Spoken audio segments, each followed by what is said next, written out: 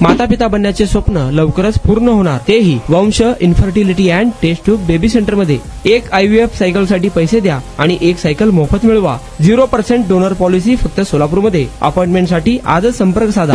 NDA तत्काळ बरखास्त केलीच पाहिजे। हर जोर जुल्म की टक्कर में संघर्ष हमारा नारा है, हर जोर जुल्म की टक्कर में संघर्ष हमारा नारा है। इन्कलाब जिंदाबाद जिंदाबाद सर्वांना शिक्षण सर्वांना रोजगार मिळालाच पाहिजे। शिक्षण सर्वांना रोजगार मिळालाच पाहिजे। मुर्दाबाद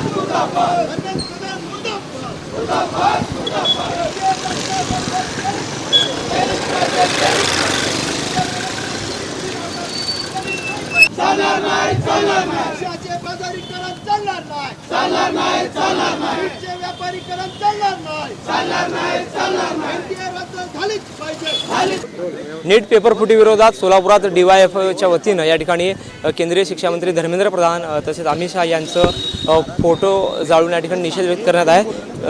या ठिकाणी DYFची काय मागणी आपण जाणून घ्या। एकंदरीत काय पेपर फुटलेला आहे, पुन्हा परीक्षा जाहीर झालेली आहे, काय भावना आहेत, काय सांगतात? हे बघा, आपल्या देशामध्ये वैद्यकीय क्षेत्रात परीक्षा देणाऱ्या ज्या विद्यार्थ्यांना नीट परीक्षाची तयारी करावी लागते आणि दरवर्षी नीटची परीक्षा होत असते आणि नीटची परीक्षा यासाठी आहे की त्यांना वैद्यकीय क्षेत्रात जाण्यासाठी ती त्यांची एक पूर्वपरीक्षा असते। आतापर्यंत देशामध्ये 48 वेळा जवळ पेपर फुटलेला आहे, तरी सुद्धा सरकार याचं गांभीर्य घेत नाही। विद्यार्थ्यांच्या जीवाशी खेळता, त्यांच्या उज्ज्वल भवितव्याशी खेळता।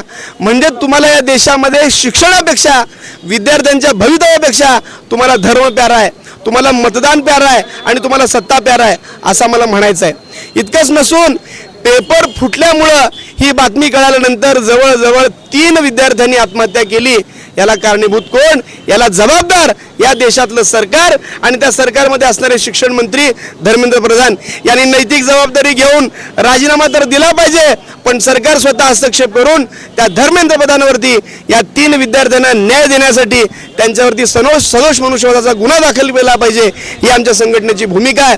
जोपर्यंत सरकार हे पाऊल उचलत नाही तोपर्यंत आमचं आंदोलन हे टप्प्याटप्प्यानं चालू राहील।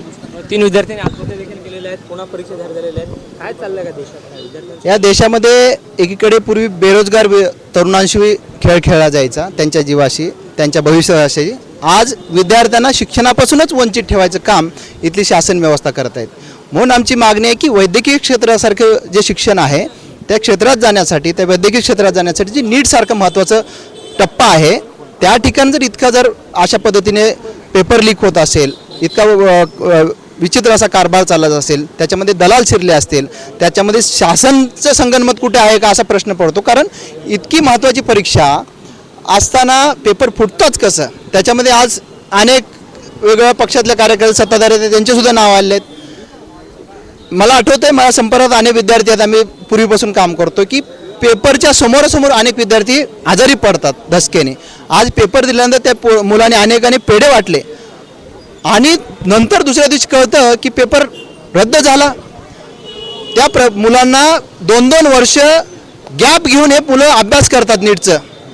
त्याच्यानंतर काय मानसिकता आहे एकंदरीत हा जो मग ही भीतीचं वातावरण आहे। परीक्षा द्यावी का न द्यावी असा मोठा प्रश्न आहे। सरकारने जाहीर केलं त्याच्याबद्दल काही हे नाही, पण 8 दिवसामध्ये हे मुलं फॉर्म भरणार कधी, ती तयारी करणार कधी? आज सुट्ट्यांचा काळ चालू आहे, तुम्ही वेगवेगळ्या परीक्षा आहेत त्याचा टप्पा विचार करून हे सगळे केले पाहिजे। कोणतीही फी आकारली नाही पाहिजे परीक्षा घेणार असेल। आणि पहिल्यांदा एक नैतिक जबाबदारी सरकारच्या एका मंत्र्यांनी, शिक्षण मंत्र्यांनी मुख्यतः राजीनामा घेतला पाहिजे आणि जी खाजगी संस्था NTA जी सरकारने आणून बसवली ती NTA बरखास्त केली पाहिजे, अशी दुसरी आमची मागणी आहे। NTA बरखास्त केलं पाहिजे आणि इकडं पेपर फुटतोय नीट सारखा, अनेक विद्यार्थी टेन्शनमध्ये, काय मागणी? नाही, मागणी तर सरळ आहे की NTAने काय याच्यात हस्तक्षेप करावं? शासनाला कॅपेबल आहे ना, इतर सगळं तुम्ही परीक्षा घेतात। आज वैद्यकीय क्षेत्रामध्ये जे विद्यार्थी पुढे जाऊन डॉक्टर MBBS शिक्षण घेऊन डॉक्टर होणार आहेत, पण पुढे जाऊन असं पेपर फुटल्यानंतर कुठल्या तरी अरे डॉक्टरच्या हातात आम्ही आमचा जीव द्यायचं का? म्हणजे NTAने याच्यामध्ये कोणत्या प्रकारचा हस्तक्षेप करू नये। NTAला सरळ शासनाने ते रद्द करावं आणि शासनाने सरळ केंद्राच्या मार्फत ह्या परीक्षा घेतल्या पाहिजे। नाही घेतल्यास हे प्रकारचं जे आता ज्या 3 विद्यार्थ्यांनी आत्महत्या केलेलं आहे, जर भविष्यात जर असेच प्रकार घडत राहिले तर अजून जास्त विद्यार्थी याच्यामध्ये आत्महत्या करण्याचं हे मानस होऊ शकतं. जर सरकारने वेळेच ह्याच्यामध्ये हस्तक्षेप करून तात्काळ या विद्यार्थ्यांना न्याय देण्याची भूमिका नाही घेतल्यास याहीपेक्षा तीव्र आंदोलन सोलापुरातच नाही, महाराष्ट्रातच नाही तर संबंध देशभरामध्ये DYFI असेल, आमची SFI असेल, या दोन्ही भातृभाव संघटना मिळून. तुमची मानसिकता आहे का पुन्हा परीक्षा द्यायची? नाही, कसं होणार सांगा ना. 8 दिवसामध्ये जर आपण एखादी परीक्षा देऊ लागलो आणि अचानक काहीतरी घडलं आणि 8 दिवसाला पण परीक्षा देऊ शकतो का? एखाद्या विषयाचा आपण अभ्यास केला आणि ते पेपर लगेच रद्द झाली आणि 8 दिवसानंतर मी पुन्हा ते पेपर ठेवतो म्हणाले तर त्याचा अभ्यास होऊ शकतो का? हे साधं गणित आहे. कोणी ते अभ्यास करून ते परीक्षा देऊ शकत नाही. त्यामुळे शासनाला आमची विनंती आहे, हे जे तुम्ही 21 तारखेला तुम्ही परीक्षा घेणार आहात त्याला तुम्ही वेळ मर्यादा वाढवा, त्याला कार्यक्रम वाढवा आणि त्या पद्धतीनं त्या विद्यार्थ्यांना तयारी करून घेण्याकरता त्यांना वेळ दिला पाहिजे. आणि सगळ्यात मोठी मागणी NTA तुम्ही कोणत्याही परिस्थितीमध्ये रद्द झालीच पाहिजे. पेपर फुटतोय, पुन्हा परीक्षा जाहीर होते, काय झालं? नाही, या भारतात काय झालं आता, हे 10 रुपयाचं ड्रायपर लिकेज होत नाही, पण ह्या भारतात पेपर लिकेज होतोय. हे नॅशनल टेस्ट एजन्सी नाही, हे लिकेज एजन्सी असं म्हणावं लागतं. गेली 48 वेळा हे पेपर लिकेज होतोय. हे फक्त भारतातच नाही, नीटची परीक्षा ही फक्त भारतात होत नाही, हे 12 देशामध्ये होतोय. मग ह्याला जबाबदार कोण? ह्याला काय तर मर्यादा आहेत का नाही, काय आहेत का नाही? उद्या या विद्यार्थ्यांच्या भविष्याशी हे सरकार खेळतंय, हे खाजगीकरण आणतंय, सगळं शिक्षणाचं बाजारीकरण करतंय, सरकारी शाळा बंद पाडतंय. मग ह्याला जबाबदार कोण? ह्याला विचारणारे कोण नाहीत का? ह्या बाबतीत विचारण्यासाठी आम्ही इथे आरोपींना देखील पकडण्यात आलेलं आहे. काय वाटतं त्यांना शिक्षा? नाही, हे आरोपी फक्त एक पुतळ्यासारखे, कठपुतळीसारखे झालेत. जे आपलं लातूरचे कुलकर्णी म्हणून ज्यांना पकडलंय, जे जयपूरचे पकडले, वाघमारे यांना पकडले, पण ह्यांना हे ते आहेत का? ह्याच्या मागचे सूत्रधार कोण आहेत? त्यांना खरी जबाबदारी. आता जे धर्मेंद्र प्रधान शिक्षण मंत्री आहे, मग तुमचं कंट्रोल आहे का नाही यांच्यावर? आज नॅशनल टेस्ट एजन्सी जर पेपर लीक होत असेल, मग याला तुम्ही त्या एका शिक्षकाला जबाबदार धरू शकत नाही, हे सिस्टीमला पूर्ण जबाबदार धरू शकता. आज किती लाख विद्यार्थी ह्याला प्रभावित आहेत, ह्याला कोण जबाबदार?